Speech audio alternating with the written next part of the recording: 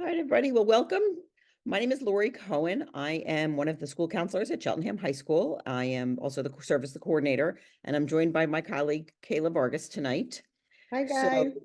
we're glad to have you joining us. Hopefully a few more people will log on as the evening comes along. Tonight, we're going to start by talking about post-secondary planning for your juniors. We used to do this in a one evening presentation, and it ended up being close to an hour and a half, 2 hours, and it was a lot of overwhelming information. So we've broken it down into two parts, and we do one now, and then we do one later in the spring. So tonight, we're just going to be focusing on specific topics, and then we will continue later on in the spring. So we're glad to have you. This recording will be available on the website at the high school under counseling, under recent presentations, and also this actual PowerPoint presentation will be available as well. So as you go through the presentation tonight, feel free to ask questions. There is a question and answer box. Ms. Vargas will be answering your questions on via texting them on the Zoom. And at the end, we will have a time for a question and answer session. So let's get started. So the first thing is to make sure you know who your students' counselors are. We've been with your students now for 3 years, so this hasn't changed, but just so you know who your child is assigned to, this is the breakdown of the alphabet. Tonight, we're going to spend time talking about what you should be doing junior year, looking at some different resources that you can have. We're going to spend a good part of it talking about testing, and while I know that a lot of schools are test optional, there are still many that want tests, and there are still students who want to provide tests.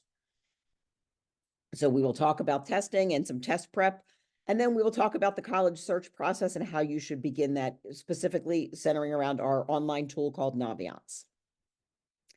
So here is a good chart of what you should be looking for your junior year rather. And it's broken down, as you can see, on left, right, and middle, fall, and the winter and spring and summer.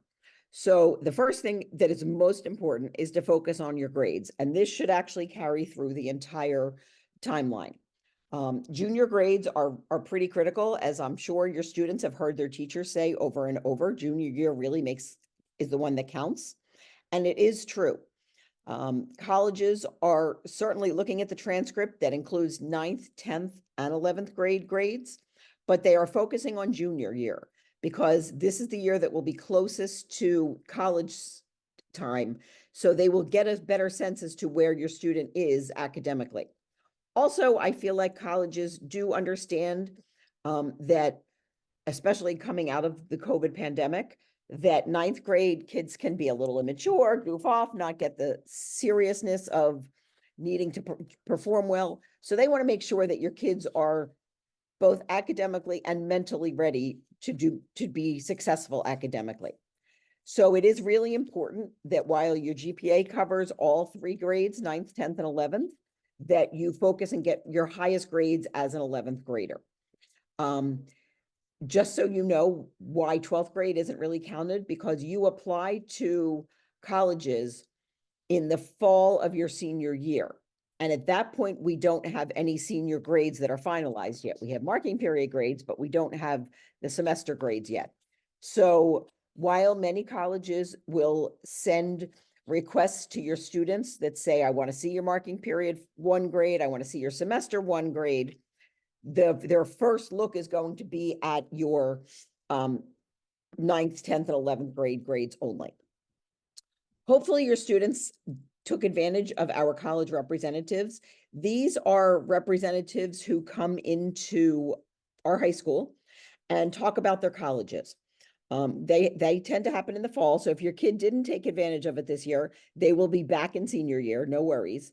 It's a really good chance, especially for a school that isn't local, but even for a local school that you've already visited, it's a really good chance to learn more about the school. Understanding that the rep who is coming to the school is the person who's going to be evaluating and assessing your student's application. So it's good to put a face and a name and get people to start to recognize your child's name. Your kids took your PSATs in October, and we're going to talk about that a little bit later tonight. So I'm going to kind of gloss over that. You should be starting to use Naviance. So again, going to mention some things about that and build up your accounts. You should start to think about your list of schools and start to visit schools, do your SAT and ACT testing, talk to your teachers about recommendations, activities, and then summer, continue to visit, start doing college applications.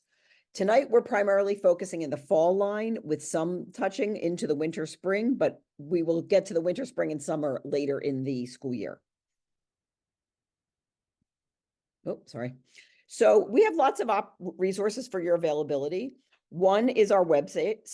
You can access that via the cheltenham.org. Go to the high school and click on counseling.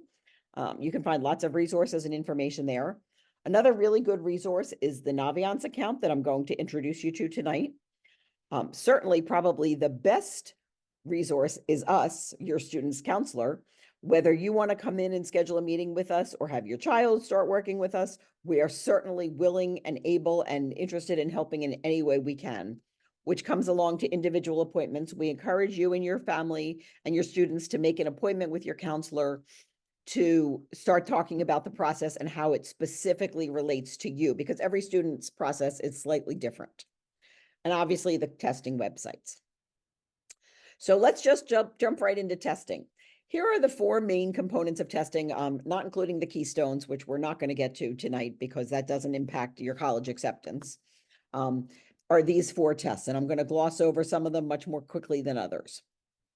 So here's the timeline, and it can seem like a lot, but you've already done the PSAT in October. SAT, we recommend starting in the 2nd semester, and if you have to, continuing it into the fall of senior year, although my recommendation is always to get your testing done before senior year begins. So that would be your SAT and ACT. And if your student is enrolled in an AP class, hopefully they have already signed up for the AP test because they were due back in November. But those tests are run the first 2 weeks in May of the year that you do the AP course. So PSAT scores are available. You should have received an email with instructions from College Board on how to get their school report. If you didn't, you can access them from psat.org/myscore. Students, you will just need to recall the email address that you entered in when you were taking the PSAT. They will be on Naviance. There was a little glitch with the College Board system, so give us a few days to get those back into Naviance, but we hope to get those loaded into Naviance soon. But your best bet is to go onto your College Board account and see them. Just so you know, PSATs are not sent to colleges. These are simply a practice test, which is what the P stands for, or preliminary. It's just for your student to get a sense as to how they are going to do when they take the official SAT. And one thing that we really like is the relationship between Khan Academy and College Board. So Khan Academy is an online personalized test prep program for your student, and it is free. The only downside, if you will, is your student has to be motivated to do this themselves. So it's not like if you sent them to a class that they had to go to the class. They have to be committed and driven and motivated to sit and work on it alone. And that's where you can come in, parents, offer some incentives and motivations. As you're getting into junior year, car keys are very much a high motivator for students. But it's a really nice tool because what you will do, and here are the directions, you will link your College Board account and your Khan Academy account, and you'll send your PSAT scores to them. And what it will then do is create a personalized plan for your student. So for instance, if they did very well on the algebra questions, but not so well on the word problems, they will focus on the word problems and help them build up the skills in the areas that your student needed to improve. So it's really personalized, in addition to giving them some really good strategies and skills for taking these exams as well. The other thing that I find that's very helpful, and I believe Khan Academy has these options, is for your students to take full-length practice tests. They have on Khan Academy, and also you can find them elsewhere online, at a bookstore, in a library, but there are full-length practice SATs from previous years that your students can do. And it's really good practice because it allows them to get the timing down and the pacing and so forth. Although with the SAT changing to digital, it's not quite as impactful that way, but it does give them the practice with the questions and so forth. And this graph will show you, with a little bit of effort on Khan Academy, how much your scores can go up.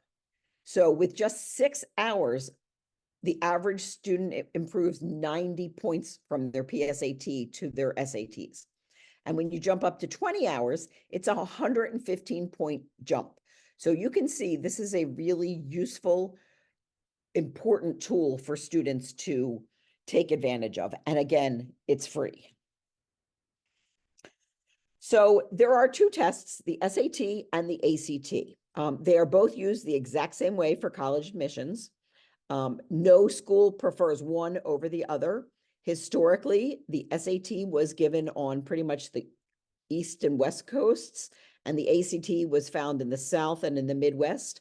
But over the last 20 years or so, ACT and SAT become very interchanged and accepted by all schools. So what I always recommend is to find a practice test of each kind. Now you've had the PSAT, so you've already actually done a practice SAT. You can go online. There are services that will provide you free practice ACTs. Take it and see which one your child does better with. Typically, we find that 75% of students, their score is in the same range between SAT and ACT. But sometimes students do better on one test or another, and sometimes students prefer one test or another. And we are going to talk a little bit about the differences so you can help make an educated decision which your student would find the best. But again, the most effective way would be to take a sample of both tests. I put their websites here so you can see those. Scoring is a big difference. The SATs are out of 1,600. Each section is 800 max. So for a total of 800 per reading and writing and 800 in math for a combined of 1,600. Whereas the ACT, there is a scoring of 1 to 36 for each subject, and the 36 is the highest possible composite score that they put them all together. You can go online and search SAT versus ACT concurrent scores, and you can see that if you score a 1050 on the SAT, what your ACT typically can expect to look like. So the format of the SAT is changing effective this March.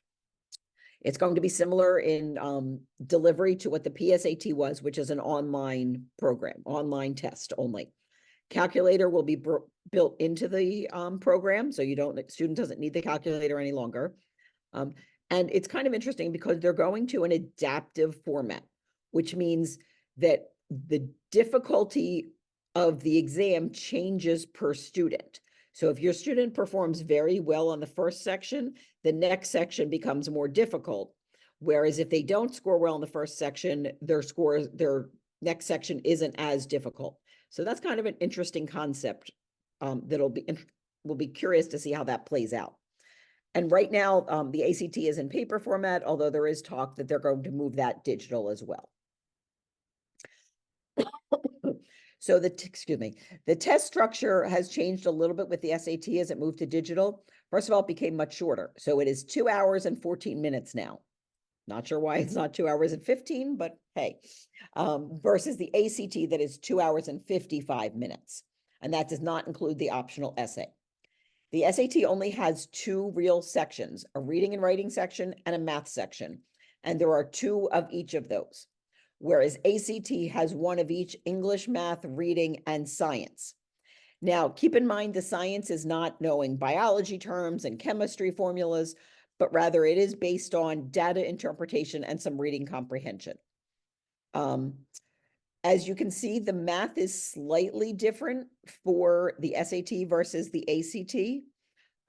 SAT's primary focus is actually on algebra, whereas the ACT tends to do more of algebra, geometry, and trigonometry together. So if your kid is not as good in algebra as they found in geometry, they may like the ACT better. There are 98 questions on the SAT versus the ACT of 215. Oh, sorry. Which shows you then down here that approximately there is 65 seconds per question on the SAT versus only 45 seconds per question on the ACT. So this can be a big factor in seeing which test your student is going to perform better in. Obviously, the SAT has a significant amount of more questions, but they are less intense. So kids should be able to flip through the ACT at a much faster pace. There is a broader range of the math, as I said. The SAT has slower pacing for students.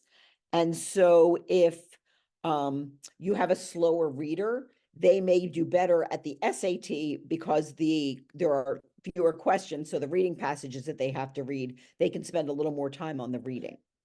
Again, this is why it's a really good idea to take both practice tests. There are some people who feel that the SAT tests more aptitude, whereas the ACT is more closely aligned to curriculum. So, it really is a matter of preference. And again, as I said, 75% of students score in the same range for both the SAT and the ACT.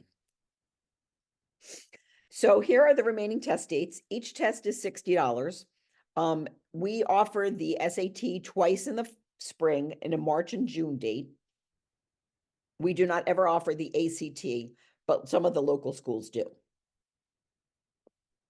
As you see, the spring dates have not been announced yet, but they should be out by the end of this school year.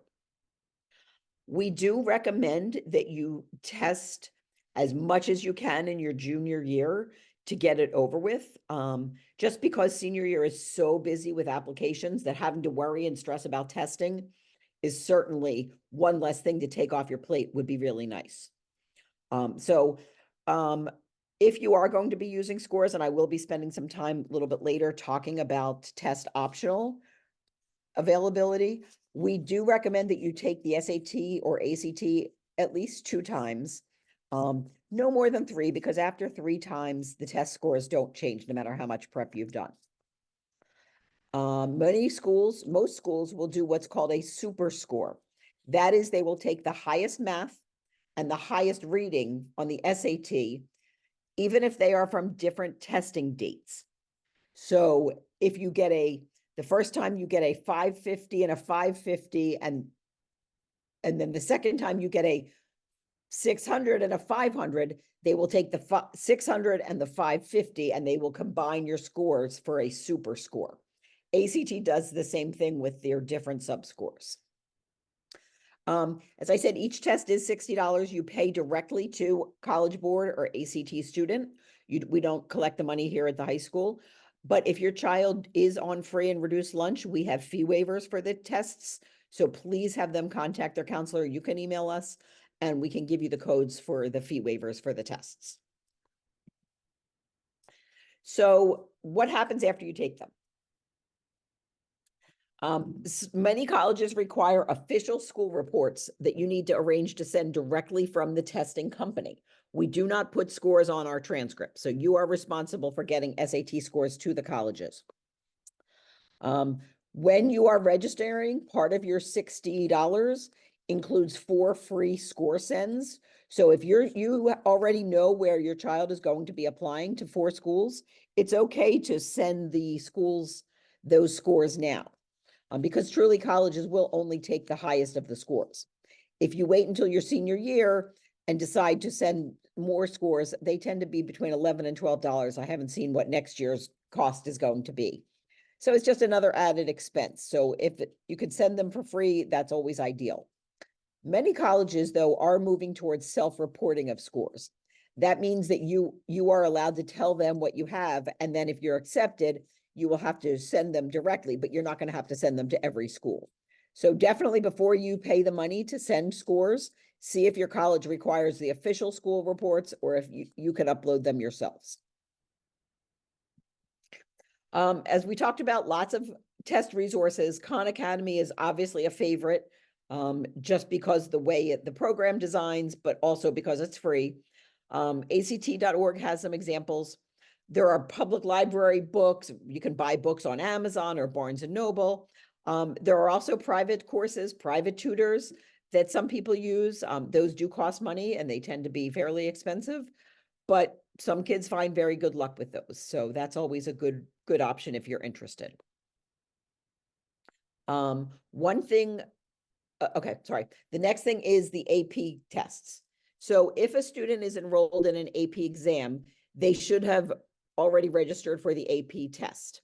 Cheltenham does pay for each student's first exam every year. So there is no cost for your student's first exam. If your student missed the deadline or didn't want to do it and decide now they want to, unfortunately, there is a $40 fee, and that is put into place by College Board. That is not a Cheltenham fee, so we have no flexibility or ability to waive that at all. But what happens with an AP test, it can help students earn college credit or place out of college courses. It can allow students, we've had some students who have graduated after 3 or 3.5 years because of their AP tests and scores that they have taken with them. So something certainly worth it, especially for a free test to look at. If you want to see whether a college will accept your AP tests, all you have to do is go on to, and for instance, Google Penn State University AP policy, and it will show you on AP Psych, if you get a 3, you get 3 credits from them. If you get a 5, you get 6 credits, or whatever their policy is. Every college has different policies. These are held the first 2 weeks in May during the school day.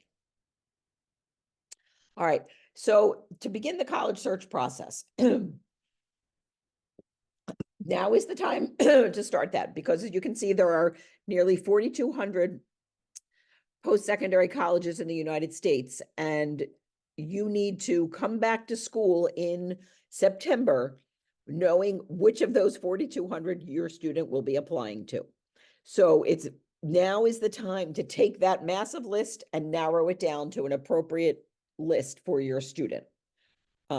So this is now the time to start these conversations, and there are lots of conversations to be had. There are lots of tools online that can help you with the search as well. And one of them that we're going to spend a good amount of time talking about tonight is Naviance. Naviance is an online database that we subscribe to, and it is specific to Cheltenham students and graduates. It is a career and college database and a resource. So on there, you will find things as your student's current GPA, your SAT scores, your PSAT scores will be on there. This is a place where you can do some career and personal inventory. So you can find some things like if you have a student, which, you know, how many 15, 16, 17-year-olds really know what they want to do. There are lots of inventories that you can use to help them do career searching, strength inventories, see what they're good at, what they're interested in, and help them match up with different careers. They can explore careers, so you can explore careers on Naviance that will allow you to see what the job projections are, will allow you to see what education is required, will allow you to see what average salaries across the country are. Will also allow you to find majors that will support different careers. So it's a nice place to look at. It's a good way to find out as a senior about scholarships, to learn about different colleges. So it's a really fabulous tool. So it used to be on Naviance that your students had to remember a username and a password. The good news is now that they have made this much simpler, and it is connected to their students' Cheltenham account, Google accounts. So very simple. They would go to the Cheltenham website, go to the high school students, and click on Naviance. And then they will click this big bright blue button that says continue with single sign-on. If they are using their Chromebook, it will automatically sign them in. If not, they will just have to pick their Cheltenham Gmail account and they will automatically be signed in. It's a nice tool for you to sit down with them and explore a little bit. Parents can have a Naviance account of their own. So we can have your student add you, or you can email me or email your counselor or email our secretary, Ms. Sutherland, and we can register you. And so you can have your own login and have access to your students' accounts. We are going to focus on the college piece, but again, as I mentioned, there is a lot of career searches that I would encourage you to explore and play around with. So where to begin your college search? On this top toolbar, up top here, when you first log in, you will click on the college button. And these are the two columns that you're going to be accessing as a junior. So the one I'm going to start talking about is Supermatch College Search. So what it is over here on the right are all of these criterias. So as you enter this information and you go through all of the questions and processes, it will start to narrow down and provide you a list of colleges. It'll show you why they selected the colleges to match up with you, and it will give you a really good starting list. When you get to a college on your Supermatch and you think you might like that, next to the college, there is a little red heart, or a little white heart rather, an empty heart. You click on that heart and it becomes red and it will automatically enter into your students' colleges I'm thinking about category. And so that's a nice way to start playing around with. Just to talk about real quickly this beginning page, we're going to talk about the scattergrams. The advanced college search takes it actually even more in depth than the Supermatch, but this is a good one to start with. College visits are where they will come back to see which schools are coming to visit us in the fall. I would say 99% of them are now done because now they're in application seasons. College Compare is a nice tool that I'll talk about, and then just some other options that you can look at here. So as I said, when you start to enter colleges, when you start to click on those little red hearts, this is what colleges I'm thinking about looks like. All of the colleges that you've looked at become here. It'll tell you whether they use common application, who added the school, what their deadlines are. These little stars here means you can learn a whole lot more about the school. And if you click on every school, there are videos that you can watch. There are statistics. There is financial aid information. There are majors. There are extracurricular activities. There's a lot of information just by simply clicking on one school and digging deep into the profile that Naviance has for that school. Okay. If we go back here, one of the options was called scattergrams. So a scattergram is you will pick the name of the school you want. And for this sample, I used Delaware Valley University. And if you see up here in this top right corner where my cursor is circling, there's a little blue person in a circle. That is your student. And that is your student based on their current GPA. And if they have SAT scores, their current SAT scores. And you can see it is a simple chart with the GPA down this way and the SAT scores this way.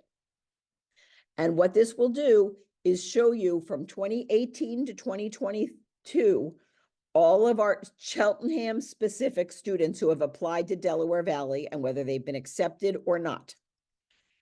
So all of these green check marks, for instance, are the students who have been accepted. The X's mean the students who applied were not accepted. Ooh, again, sorry. So this is a nice way for you to get if you're a visual learner, this is a really good way. For instance, this student most likely will be easily accepted to Delaware Valley. And if I were making a guess, would be offered some merit money because they are so far against their averages, which is here, the middle point of the two graphs. So scattergrams are a nice tool for you to play around with. Similarly, if we go back here to College Compare, on the first page under colleges, you add your schools, and then you see this is your statistics, and these are the schools that you're interested in. If there is a red X, that means your averages are lower than the schools, and if there is a green check mark, it means your averages are higher than theirs.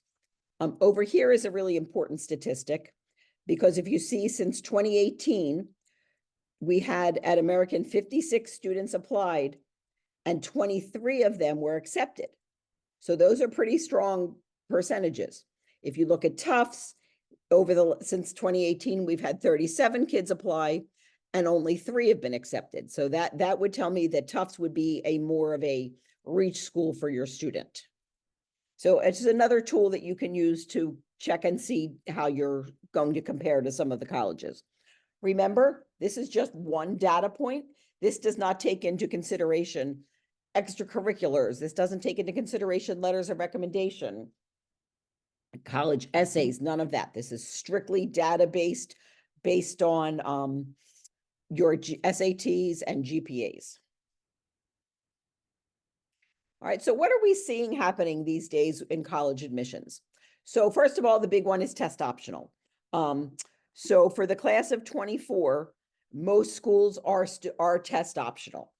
I will say all public schools in Florida require the SAT, and there are a handful of other colleges. I believe Purdue requires them, but the majority of schools in the country are still test optional. We are hearing most schools are going to remain test optional for 25, which is what your students' class would be. But again, you want to double check that with your colleges. So this is a really nice trend, if you will, because it takes your pressure off of your testing, which means that if you are a strong student, but for some reason you just don't test well, which many students these days are, this can work in your favor.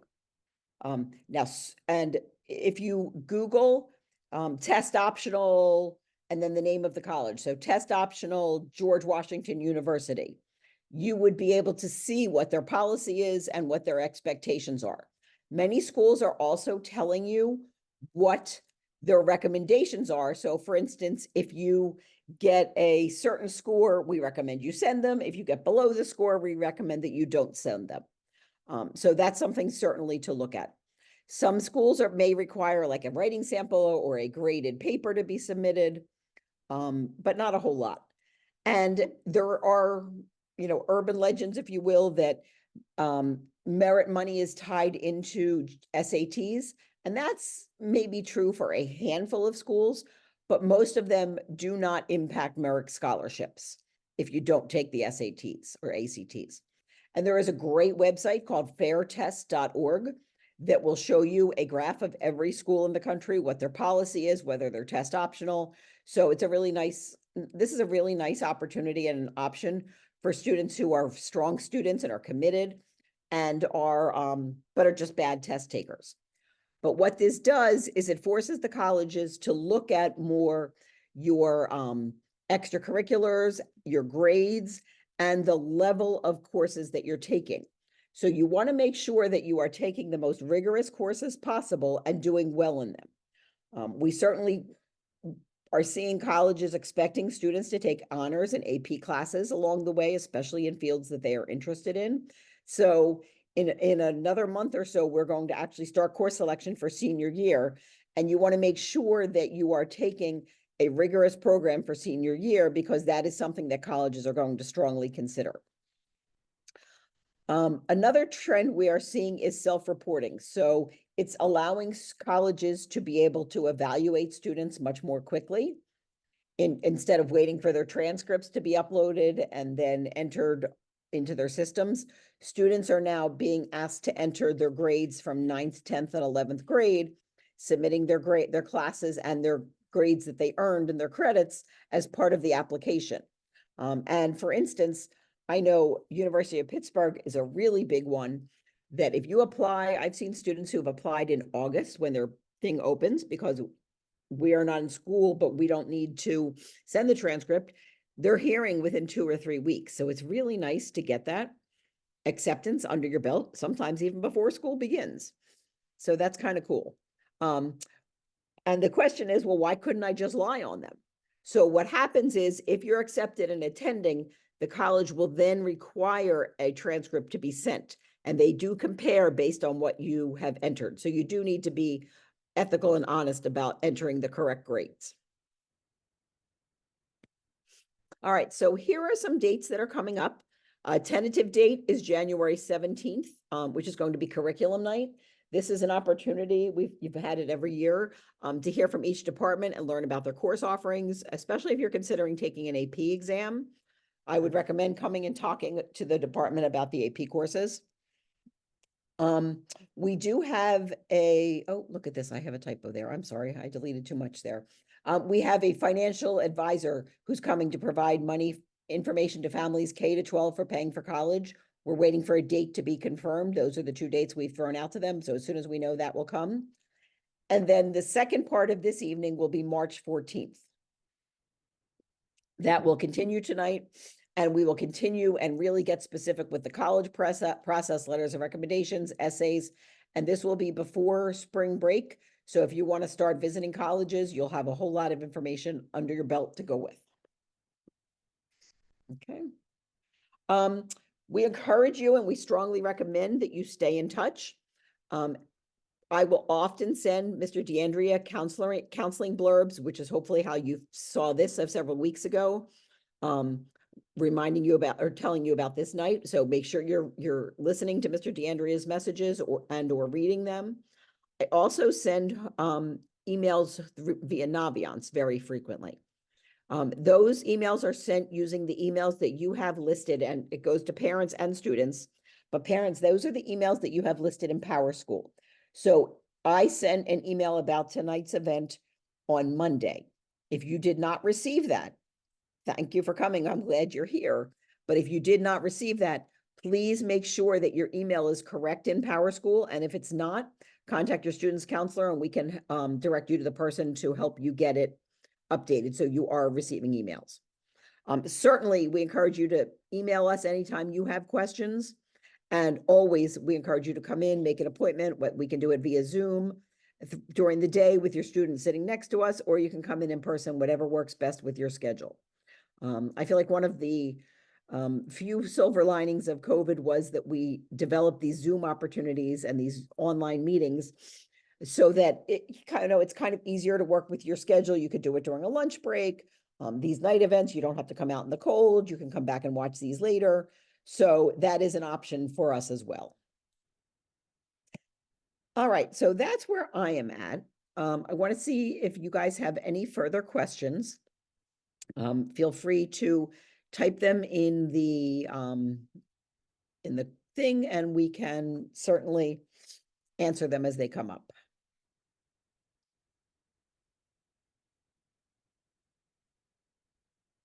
I see somebody answered, Ms. Vargas is typing it, but can a family only have one email for a parent listed in PowerSchool, or can 2 parents each have an email? 2 parents can have an email in PowerSchool.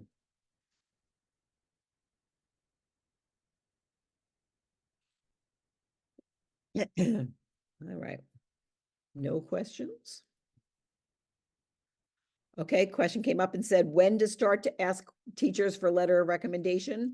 So we recommend that you will, and we will certainly go over this in much more depth in March, but if you want to get a head start, we recommend that you ask your teachers this year. That doesn't mean that teachers are going to write the letters this year. Some of them might do it over the summer, but most of them will wait until the fall, but it's certainly a good idea to touch base with your teachers this year. We do recommend that you, when all possible, ask a junior year teacher because that's a teacher who's known you the most frequently.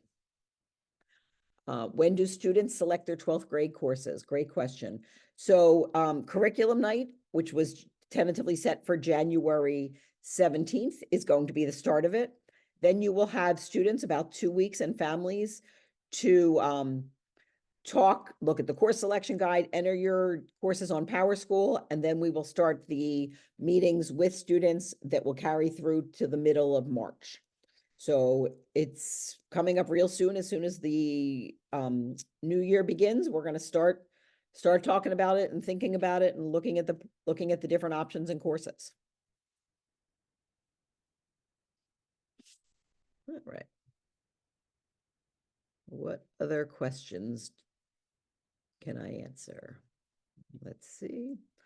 Are the students getting this same information during school? So we are hoping to do this at some point with them. The challenge is not every junior has the same class first semester. So that is always a challenge for us, which is why we certainly invited students to this event as well.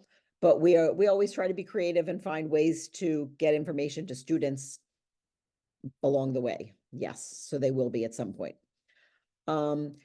Question for follow-up for the teacher recommendations. Do students verbally ask teachers or is there a formal way? Great question, actually. So you should verbally ask the teacher.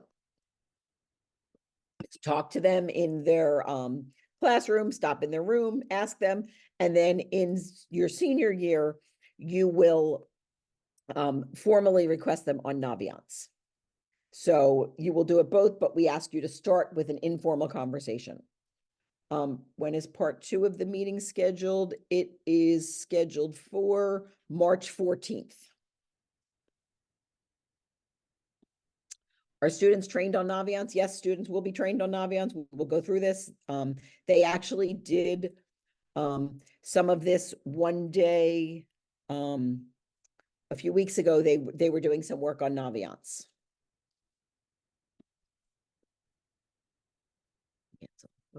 Answer live. What information is needed to create a College Board account? Basically, you need an email address. We recommend that you do not use your Cheltenham email address, but rather use another email address that you're going to be using for colleges. Get a Gmail address, not Cheltenham. But basically, all you need to do is go to College Board, click on create an account, and use an email and log on and create a password, and there you go. All right, some friends are taking SAT in December. Is that okay if they wait until next? Absolutely, as if it's okay to wait until the next SAT in March. Absolutely. Some people take it in December. We don't always love December because you've just gotten your SAT scores back. It's kind of a busy time of year. So this will give you some chance to do some test preparation, practicing on the PSATs based on your PSAT score. So March is more than enough time. As you can see, where are my SAT dates? There are plenty of, from March, you still have 3 dates in the school year. There's one at the end of August. And then if you have to, you've got October, November, December. So there's plenty of time. Yes, College Board is where you register for the SAT. And here's the registration for the ACT on this page as well. These are great questions, guys. Please keep them coming.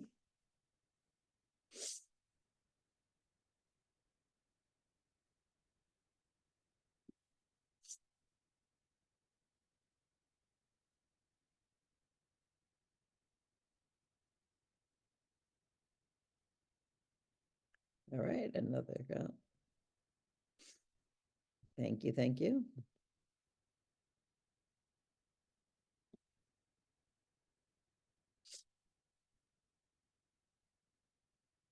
So I did say I'm reviewing the questions here. There were some questions about weighted and unweighted GPA. So let me just spend a few minutes talking about that. An unweighted GPA means that an A is the equivalent of a 4.0, a B is equivalent of a 3.0, a C is a 2.0, and a D is a 1.0. So anytime the student earns an A, it goes into their unweighted GPA is a 4.0. If they earn a B, if they had straight Bs, they would have a 3.0 GPA. If they take AP classes and honors classes, we recognize the difficulty of them and the rigor of them. So we do give further weighting to those. Right now, the weighting is a 1 + 1 for an honors and a +2 for an AP. That is possible that will be being adjusted, but I do know that they will always have some kind of a weight to them. And so what it does is it allows colleges to recognize that at Cheltenham High School, honors and AP classes are more difficult. And so therefore we want kids to earn the status of taking them by impacting positively their GPA. On the transcript, we include both unweighted and weighted GPAs because in our experience, every college is looking for something different. So we let them have all of that information and do with it what they wish. Somebody said, can we get copies of this information? So this PowerPoint will be posted on the Cheltenham High School website under the counseling department tomorrow. So you can look for that beginning tomorrow.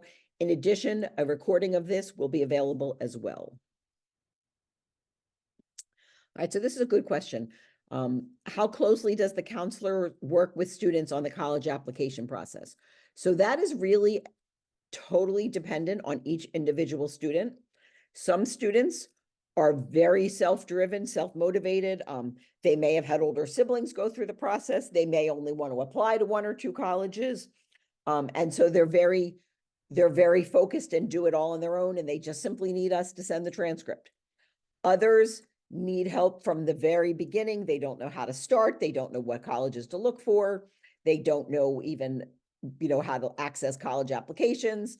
Parents may not have any experience with it. So we work very closely with those students. So it really depends on what each individual student needs. I always encourage parents, if you feel like your student needs more help, simply shoot us a quick email or give us a quick phone call and say, hey, can you touch base with my son? He's not willing to talk to us about college, or he doesn't even know where to start. So we will certainly be glad to pull them in. We can do it very discreetly, so they would never know that you called us, and start this process. So really, please work with us as a team. We look at us as a team to help your student get in. And like I said, some need more support than others. How many schools do you recommend students apply to, and how many safety schools and reaches? Another really good question. We've had students apply to 1 school, and we've had students apply to 21 schools. So honestly, 21 schools is a little ridiculous, in my personal opinion, because each school costs anywhere from $75 to $100. It's a lot to apply. Fun fact, we found out after the student who applied to 21, his girlfriend had applied to 7 schools, so he found 3 schools in around each of the areas and applied to them. And unfortunately, they broke up before prom, so that did not work out well for him. But we do find that students typically apply to 8 to 10 schools. Again, some kids apply to much less. The majority of your schools want to be in your target range. So I would say 5 to 7 of those. And then on either side, the safety school and the reach school, 2 to 3 on that end. Question is, do we recommend that you set up a Common App account? We do, however, not yet. It's not open live yet for you guys, so we don't want to start that until the spring. And we will talk more about the Common App in our next session. All right, what other questions?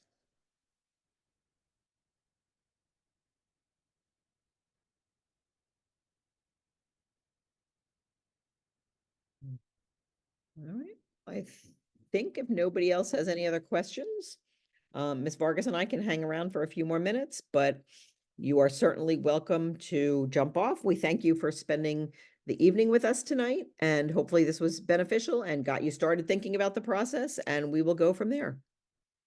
I said most kids apply to between 7 to 10 colleges, but some apply to 1, others apply to a lot more. So it's certainly, dependent on what your student is interested in, but the average is, I would say, 7 to 10 colleges. Thank you.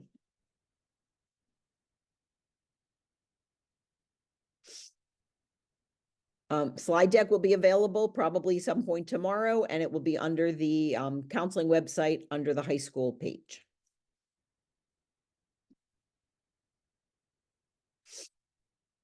Thank you, everybody, for coming. We appreciate you.